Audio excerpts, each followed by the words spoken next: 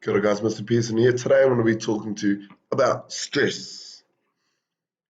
So, stress and young people. So, stress is a natural part of every young person's life. Stress is any change, internal or external, positive or negative, to which a young person must adapt. Keyword there for me is adapt. You need to be able to change. So, put simply, stress is anything that causes physical and or mental wear and tear on the body and mind. Okay, so it's not just mental, it's not just physical. They interrelate and they affect each other. Student stress is usually related to everyday experiences, worries and challenges at school, home, in the community and within their peer group. This community also goes to the online community, which I know causes a lot of teenagers and adolescents a lot of stress these days. Young people may experience stress resulting from bullying, name calling, social isolation or exclusion, not getting what they want, body image, academic difficulties, and unsafe neighborhoods. A lot of stressful situations out there.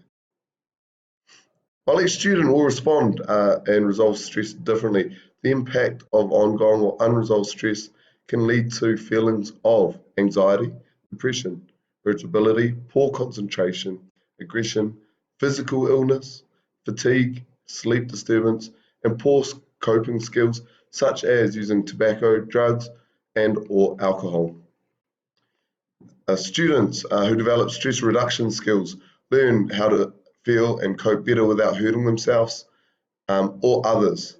Okay, really important that when you are stressed, okay, it doesn't only affect you, it affects those around you, and you take that stress out in different ways on different people, which definitely should be avoided.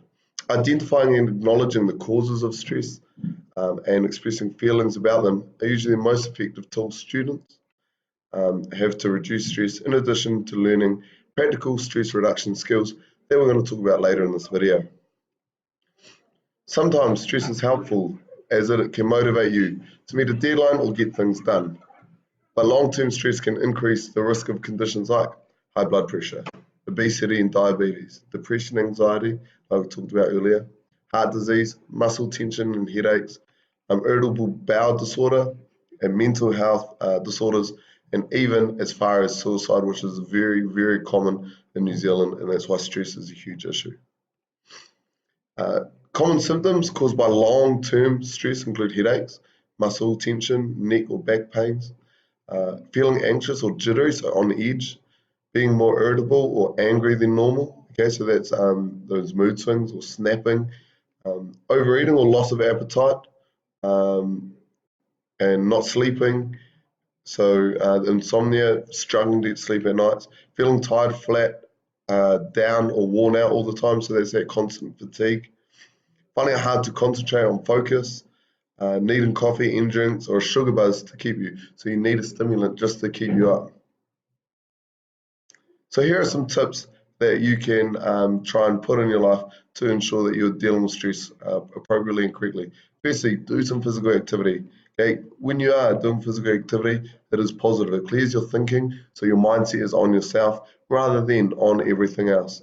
Okay, it helps you sleep at night. Obviously, that physical exertion, you're a bit fatigued, so you'll sleep a lot better at night. It is also a way to release some adrenaline caused by stress. Okay, put that into your physical activity as an outlet, and make it social. Do it with friends. If it's going for a walk, if it's playing a game, okay, having a joke around or doing anything in a social setting will definitely be really, really helpful with stress. Get more sleep. So this one is a niggly one because obviously if you are more stressed, you're going to struggle to sleep because you're thinking about everything you need to do, and at times it might feel like you've got too much on. Okay, but with more sleep, okay, you actually get rid of that tension and you become less stressed. Relaxation before bedtime is really, really important. Okay, these are some easy ways to deal with it. So less blue light, so there's less phones. No lights, write a to-do list to get everything off your mind. Okay, so then you don't wake up and start thinking, stressing about things. Take a bath, read a book, something really relaxing. Another one is take control. Okay, so sometimes stress can be triggered by a problem that may on the surface seem impossible to solve. Learning how to find solutions to these problems will make you feel more in control, thereby lowering your levels of stress. So write it down, and then write as many ways that you can actually solve that issue. Okay, or write little to-do lists. If you've got the issue, what are some baby steps you can take to get there by breaking it down into manageable sections?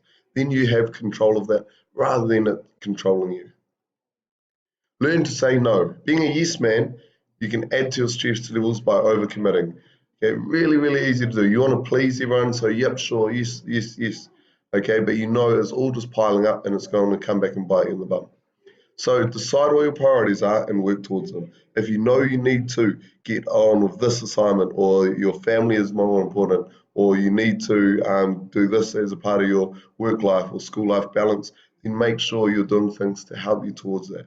Okay, saying no will also build self-confidence because you know, no, I'm in control. I can say no to that because I need to do this. Really, really good skill to have. And finally, rest if you're ill. So signs and symptoms of being stressed out do include fatigue, like I've talked about, okay, and those anxious feelings. Okay, that can also trigger a flu or run down like symptoms. Okay, so don't put yourself into a hole. What I mean by that is if you start feeling yourself to be sick, don't just keep grinding, don't just keep staying up late, don't get up early, don't go crazy in the gym, over exercise, don't undereat, okay? Because then you are going to get ill, okay? You're going to put yourself in that hole, and instead of being tired and having one early night, okay, then you're going to be tired and stressed for the whole week, and it's not worth it. So sometimes you got to know when to call it in. I hope this helps with stress.